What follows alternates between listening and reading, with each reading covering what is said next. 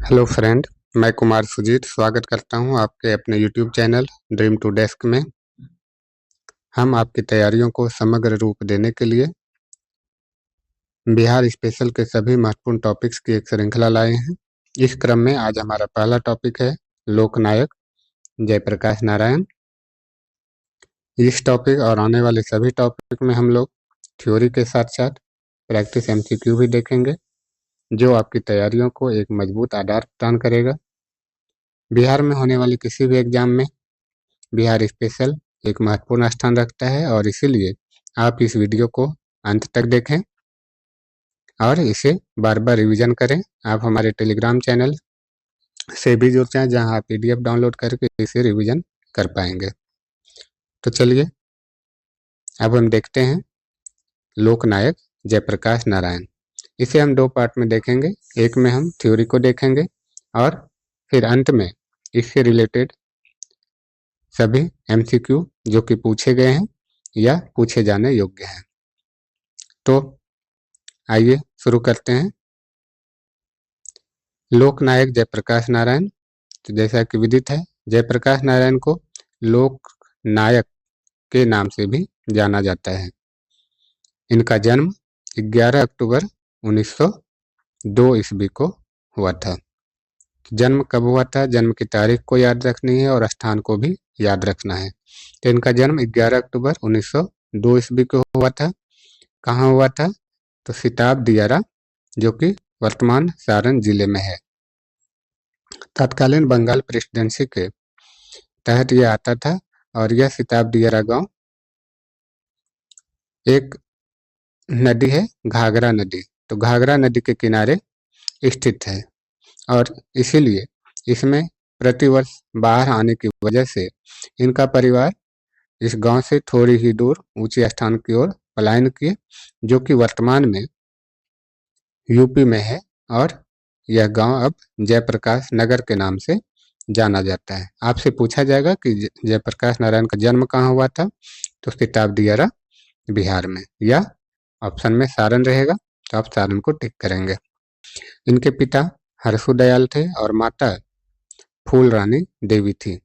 जयप्रकाश नारायण अपने माता पिता की चौथी संतान थे।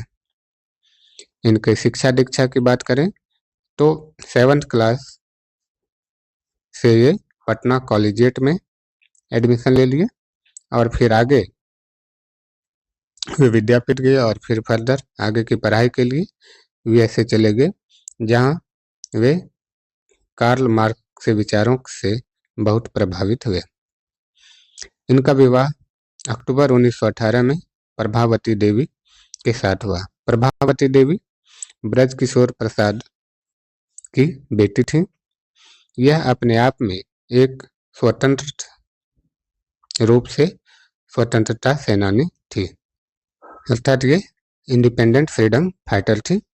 और गांधी जी के आमंत्रण पर यह साबरमती आश्रम रहने के लिए गई और जयप्रकाश नारायण पढ़ाई के लिए यूएसए चले गए। हम देखते हैं उनके राजनीतिक जीवन को। इस पार्ट से एग्जाम में प्रश्न अवश्य रहते हैं और इसीलिए आप इसे देखें और जहां भी आवश्यकता हो ट्रिक के माध्यम से आप इसे याद रखने की कोशिश भी करेंगे। एनसीएम के टाइम अर्थात नॉन कोऑपरेशन मूवमेंट के टाइम मौलाना अबुल कलाम आज़ाद का व्याख्यान हो रहा था। तो इसी व्याख्यान से ये जेपी इतने प्रभावित हुए, उन्होंने बीएन कॉलेज को छोड़ दिया, जबकि एग्जाम में मात्र 20 दिन शेष थे। आपसे पूछा जाता है कि कौन से ऐसे नेता थे जो अपने एग्जाम में मात्र 20 दिन शेष होने पर भी उन्होंने अपना कॉलेज छोड़ दिया। तो आंसर होता है हमारा जयप्रकाश नारायण। आगे चल करके उन्होंने बीएन कॉलेज को छोड़ने के बाद अपनी शिक्षा बिहार विद्यापीठ में प्रारंभ की, जहां वे अनुग्रह नारायण सिंह के छात्र बने। इससे आगे की शिक्षा के लिए बिहार विद्यापीठ के बाद वो आगे की शिक्षा के लिए यूएसए चले गए और वे 8 अक्टूबर 1922 को यूएसए पहुंचे। तो किस जहाज से पहुंचे, यह एग्जाम में अभी तक तो नहीं पूछा गया है, लेकिन पूछा जा सकता है। यह कार्गो शिप जॉनस नामक जहाज से यूएसए गए थे। किस जहाज से गए थे? कार्गो शिप जॉनस नामक जहाज से। कैलिफोर्निया गए। कैलिफोर्निया में भी बर्कले विश्वविद्यालय में उन्होंने एडमिशन लिया और फिर आगे विस्कॉन्सिन विश्वविद्यालय में एडमिशन लिया और विस्कॉन्सिन विश्वविद्यालय में वे मार्क्सवाद के परिचित हुए और कार्ल मार्क्स के विचारों ने इन्हें गहराई से प्रभावित किया। आगे इनकी माता बीमार हुई। इस सूचना पर ये अपनी पढ़ाई छोड़कर भारत लौटे। तो 1929 ईस्वी में वे भारत लौट गए और जवाहरलाल नेहरू के आमंत्रण पर उन्होंने कांग्रेस को ज्वाइन किया। अब हम देखते हैं जहाँ से प्रश्न इस टॉपिक से अक्सर रहते हैं, इसलिए इसे आप ध्यान से देखेंगे। समाजवादियों का सम्मेलन 17 मई 1934 को हुआ। तो यह सम्मेलन बम्बई में हुआ था। तो समाजवादियों का सम्मेलन कहाँ हो रहा था? बम्बई में हो रहा था। कब हो रहा था? 17 मई 1934 को। और इस सम्मेलन की अध्यक्षता कर रहे थे आचार्य नरेंद्र देव। आचार्य नरेंद्र देव की अध्यक्षता में ही एक पार्टी गठन करने का विचार किया गया, जो कि कांग्रेस सोशलिस्ट पार्टी के नाम से जानी गई। तो कांग्रेस सोशलिस्ट पार्टी अर्थात सीएसपी, कांग्रेस सोशलिस्ट पार्टी, इसकी स्थापना हो गई। तो इसकी स्थापना कब हुई? तो 1934 में हुई, बम्बई अधिवेशन में। आचार्य नरेंद्र देव, जयप्रकाश नारायण, मीनू मसानी और अशोक मेहता इस पार्टी के संस्थापक सदस्यों में से एक थे। ये चारों ही नाम आपके परीक्षा के लिए अति महत्वपूर्ण है। इस नाम को आप अवश्य याद रखेंगे। कौन कौन है? आचार्य नरेंद्र देव, जयप्रकाश नारायण, मीनू मसानी और अशोक मेहता। इस नाम को आसानी से याद रखने के लिए हम एक ट्रिक को भी देखेंगे। पहले हम देख लेते हैं कांग्रेस सोशलिस्ट पार्टी के बारे में। तो इनका प्रथम अधिवेशन, स्थापना तो हो गई थी बम्बई अधिवेशन में, तो इनका प्रथम अधिवेशन हुआ 1934 में ही पटना में। यह क्वेश्चन कई बार पूछा गया है। तो कांग्रेस सोशलिस्ट पार्टी का प्रथम अधिवेशन कहाँ हुआ? तो कांग्रेस सोशलिस्ट पार्टी का प्रथम अधिवेशन पटना में हुआ। कब हुआ? तो 1934 में हुआ। इस अधिवेशन की अध्यक्षता किन्होंने की? इस अधिवेशन की अध्यक्षता आचार्य नरेंद्र देव ने की और जबकि सचिव जयप्रकाश नारायण बने। इन चारों नाम को याद रखने के लिए हम एक ट्रिक को देख सकते हैं। ट्रिक है कि सीएसपी का जमीन अशोक ने 1934 में बनाया।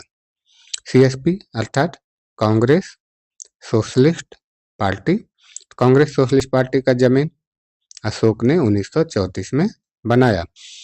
सीएसपी का जमीन, जमीन ज से है, जैसे जेपी, तो जैसे जेपी, मी से मीनू मसानी, न से नरेंद्र देव, अशोक, अशोक पूरा नाम है, और अशोक मेहता।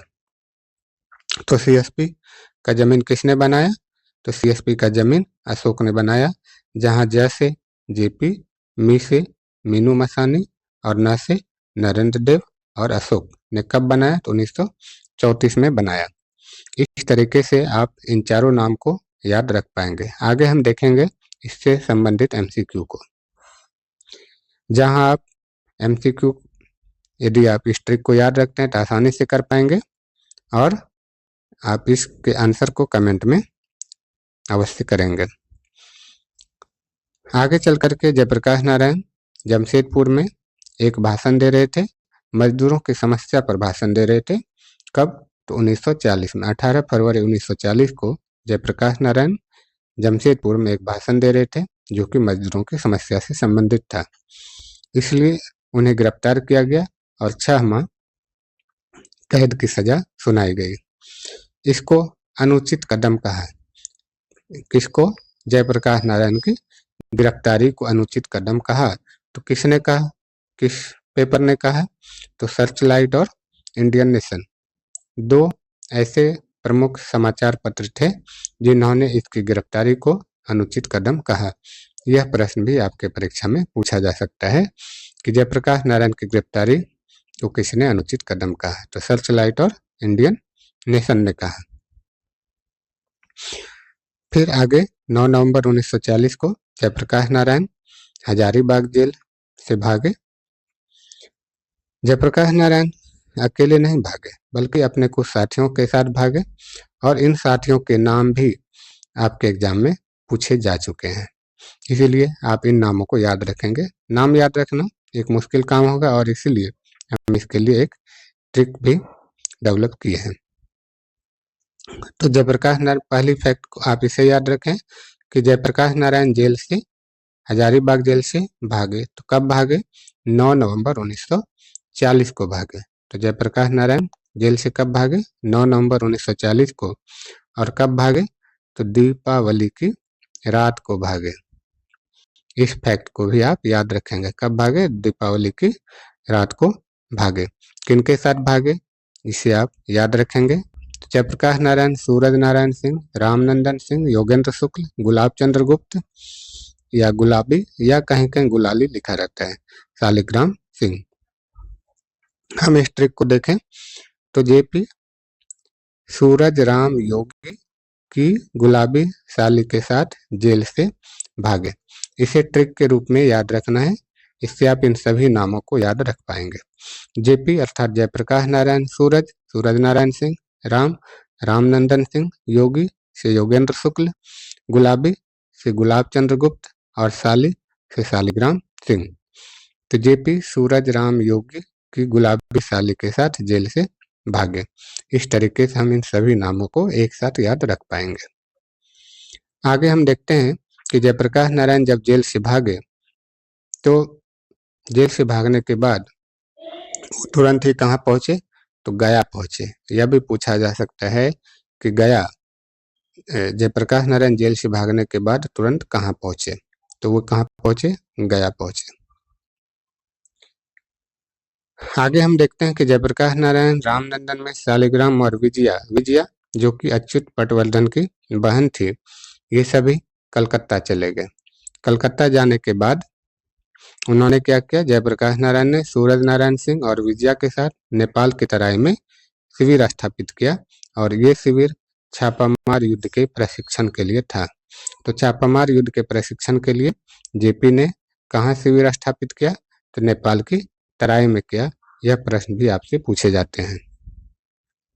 आगे हम देखें तो मार्च 1943 में आजाद दस्ता का गठन हुआ। तो आजाद दस्ता का गठन कब हुआ? मार्च 1943 में हुआ। और अखिल भारतीय केंद्र, आजाद दस्ता का अखिल भारतीय केंद्र और बिहार प्रांतीय कार्यालय, इनका गठन भी कहाँ हुआ? तो जयप्रकाश नारायण ने कहाँ किया? तो दलकारों के टापू पर। आजाद दस्ता से जुड़े हुए महत्वपूर्ण व्यक्ति हैं डॉक्टर लोहिया जो कि संचार एवं प्रचार विभाग इनके जिम्मे था। तो डॉक्टर लोहिया कौन सी विभाग संभालते थे? संचार एवं प्रचार विभाग। सरदार नित्यानंद जो कि इसके मुख्य प्रशिक्षक थे। और सरदार नित्यानंद कहाँ के थे? तो मुंगेर के महेशपुर के थे। सूरज नारायण ने बिहार के लिए स्वतंत्र परिषद की स्थापना की। यह प्रश्न भी पूछा जा चुका है। तो सूरज नारायण ने बिहार के लिए स्वतंत्र परिषद की स्थापना की। आगे मई 1943 में जयप्रकाश नारायण, लोहिया, श्यामनंदन, कार्तिक प्रसाद, श्याम सुंदर, बैद्यनाथ झा, इन सभी लोगों को नेपाल सरकार ने गिरफ्तार कर लिया। दरअसल ब्रिटिश सरकार ने नेपाल के ऊपर दबाव बनाया और इसीलिए नेपाल ने इन्हें गिरफ्तार किया और गिरफ्तार करने के बाद हनुमान नगर जेल में रखा। और इस जेल से सरदार नित्यानंद और सूरज नारायण व उसके साथियों ने हनुमान नगर जेल के ऊपर धावा बोला और जेपी व अन्य व्यक्तियों को छुड़ा लिया। तो जेपी पुनः गिरफ्तार हुए। तो जेपी पुनः गिरफ्तार कब हुए? 18 दिसंबर 1943 को जेपी पुनः गिरफ्तार हुए। कहाँ गिरफ्तार किया गया इन्हें? मुगलपुरा में किया गया। आगे चल करके फरवरी 1946 में जयप्रकाश नारायण दिवस मनाया गया ताकि सरकार पर रिहाई के लिए दबाव बनाया जा सके। और फरवरी 1946 में जयप्रकाश नारायण के लिए रिहाई के लिए जेपी दिवस मनाया गया। और अप्रैल 1946 में इन्हें रिहा कर दिया गया। हम अब इनसे संबंधित कुछ और फैक्ट को देख लें। जयप्रकाश नारायण ने 1974 में जेपी मूवमेंट या हम कहें बिहार मूवमेंट को आगे बढ़ाया और इन्होंने संपूर्ण क्रांति का नारा दिया। संपूर्ण क्रांति के तहत 7 क्रांतियों के जिक्र आता है, जैसे सामाजिक, आर्थिक, ऐसे क्रांतियों का जिक्र किया जाता है। हालांकि ये 7 क्रांतियां कौन कौन सी है, मेंस का टॉपिक है। प्रीलिम्स एग्जाम में इन क्रांतियों के नाम नहीं पूछे जाते हैं। संपूर्ण क्रांति के बारे में मेंस में पूछा जाता है। आपको बस इतना जानना है कि जेपी ने संपूर्ण क्रांति का नारा दिया था। यह पूछा जा सकता है कि संपूर्ण क्रांति का नारा किसने दिया था, तो जयप्रकाश नारायण ने दिया था, 1974 में दिया था। इन्होंने एक सिद्धांत दिया, सर्वोदय सिद्धांत। तो सर्वोदय सिद्धांत किसने दिया, यह भी पूछा जा सकता है। हालांकि यह टॉपिक भी मेंस का है, जहाँ इसके बारे में डिटेल्स में स्टडी की जाती है। तो सर्वोदय सिद्धांत भी जयप्रकाश नारायण की देन है। जयप्रकाश नारायण की मृत्यु 8 अक्टूबर 1979 को हुई। इनकी बुक एक प्रसिद्ध बुक है जो इन्होंने व्हाई सोशलिज्म लिखा, अर्थात भारत में समाजवाद क्यों होना चाहिए, इसके लिए इसने तर्क प्रस्तुत किया। तो व्हाई सोशलिज्म बुक उन्होंने 1932 ईस्वी में लिखा। अब हम देखते हैं प्रैक्टिस एमसीक्यू को। यदि आपको याद है तो आप कमेंट भी करें ताकि पता चले कि आपको कितना याद है और इससे आपका रिवीजन भी होगा। चलिए देखते हैं। जयप्रकाश नारायण की पत्नी का नाम क्या था। तो जयप्रकाश नारायण की पत्नी का क्या नाम था, तो उनकी पत्नी का नाम अभी आपने पढ़ा कि प्रभावती देवी था। प्रभावती देवी किनकी पुत्री थी, तो वो ब्रज किशोर प्रसाद की पुत्री थी। प्रभावती देवी किस क्षेत्र की स्वतंत्रता सेनानी थी, यह प्रश्न पूछा गया था बीपीएससी में। तो प्रभावती देवी पटना क्षेत्र की स्वतंत्रता सेनानी थी। भारत छोड़ो आंदोलन 1942 के दौरान उत्तरी नेपाल की सीमा पर किसने छापामार संघर्ष का नेतृत्व किया। आजाद दस्ते का गठन भारत छोड़ो आंदोलन के दौरान ही हुआ था और इसलिए छापामार संघर्ष का नेतृत्व कौन करेंगे, तो जयप्रकाश नारायण करेंगे। जयप्रकाश नारायण किस आंदोलन से संबंधित थे। जयप्रकाश नारायण भारत छोड़ो आंदोलन से संबंधित थे। इन सभी आंदोलनों में चंपारण, वैयक्तिक सत्याग्रह और असहयोग, इसमें जयप्रकाश नारायण ने भाग नहीं लिया था। हाँ, ये प्रमुख रूप से भारत छोड़ो आंदोलन के लिए जाने जाते हैं, खास तौर से आजाद दस्ता का गठन के लिए। नेक्स्ट, 9 नवंबर 1942 ईस्वी को जयप्रकाश नारायण के साथ कौन कौन लोग जेल से भाग निकले थे। यदि आपको ट्रिक है, याद है, तो आप इस क्वेश्चन को आसानी से बता पाएंगे। चलिए कमेंट कीजिए कि कौन कौन लोग जेल से भागे थे।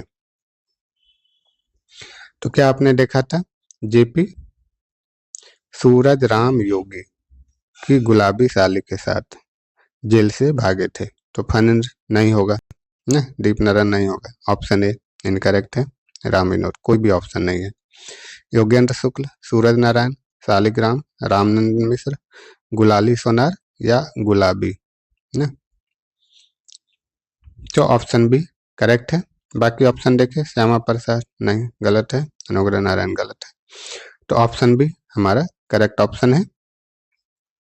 जयप्रकाश नारायण जेल से भागकर सबसे पहले कहाँ गए, तो सबसे पहले वे गया गए थे, इसे आपने देखा था।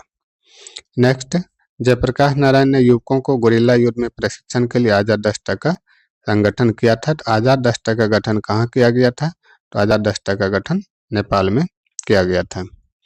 आजाद दस्ता का गठन हुआ था। आजाद दस्ता का गठन किस लिए हुआ था, अंग्रेजों की हत्या के लिए, तोड़फोड़ की कार्रवाइयों के लिए, युद्ध में सरकार को बाधा पहुंचाने के लिए, हत्या करने के लिए नहीं हुआ था। इनका मकसद था तोड़फोड़ करना, रेल की पटरियों को काटना, फैक्ट्रियों में आग लगा देना, संचार में बाधा पहुंचाना। इसलिए हमारा ऑप्शन होगा तोड़फोड़ के कार्यों के लिए और युद्ध में सरकार को बाधा पहुंचाने के लिए। बी एवं सी दोनों ही करेक्ट हैं और इसीलिए ऑप्शन डी करेक्ट है। भारत छोड़ो आंदोलन के समय जयप्रकाश नारायण को किस जेल में रखा गया? तो आपको याद है कि जयप्रकाश नारायण जेल से भागे थे, तो हजारीबाग जेल से भागे थे, तो ऑप्शन बी करेक्ट है।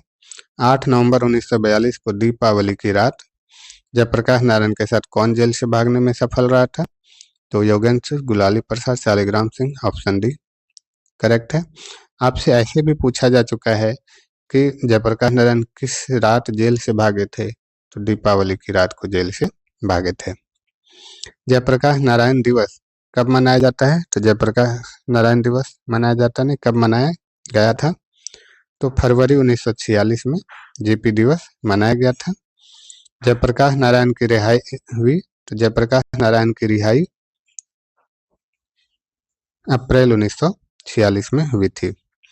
बिहार के लिए गठित आजाद परिषद के संयोजक थे, हमने ऊपर देखा था आजाद परिषद, तो आजाद परिषद के संयोजक थे Suraj Narayan Singh, option A correct है। बिहार में आजाद दस्ता सक्रिय रहा, आजाद दस्ता का गठन हुआ था भारत छोड़ो आंदोलन के दौरान, और इसीलिए भारत छोड़ो आंदोलन के दौरान ऑप्शन सही है, ऑप्शन सी। इस तरह हमने आज एक इम्पॉर्टेंट टॉपिक जयप्रकाश नारायण को देखा। यदि आपको ये इनिशिएटिव पसंद आता है तो आप इसे लाइक और सब्सक्राइब अवश्य करें, इससे हमारा मोटिवेशन बना रहता है और हम आगे भी इस तरह के वीडियो आपके लिए लाने में के लिए मोटिवेट होंगे। इसे आप बार बार रिवीजन करें। आप हमारे टेलीग्राम चैनल से जुड़ जाएं, जहां से आप पीडीएफ डाउनलोड करके इसे रिवीजन कर पाने में सफल रहेंगे।